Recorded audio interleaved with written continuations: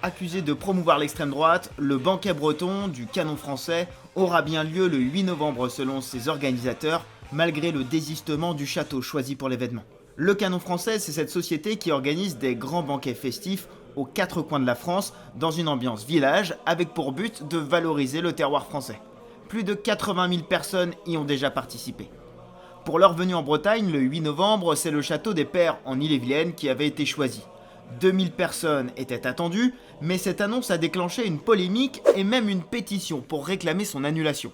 Les 700 signataires reprochent à l'événement sa proximité avec l'extrême droite. Selon eux, le Canon français instrumentalise la culture traditionnelle à des fins nationalistes et identitaires. Ils dénoncent aussi la présence du milliardaire conservateur Pierre-Édouard Sterrin au capital de la société.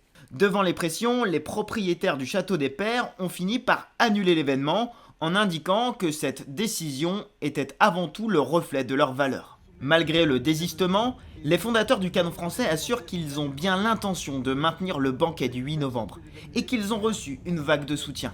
On reçoit des centaines de propositions de lieux dans nos MP, des centaines de messages de soutien.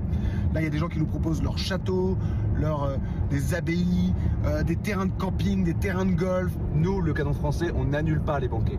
Contactés par Ouest France, les deux cofondateurs indiquent que cela se tiendra bien en Ille-et-Vilaine, autour de Rennes. Le Canon français assure vouloir honorer ses engagements auprès des producteurs locaux auxquels il a fait appel pour le banquet.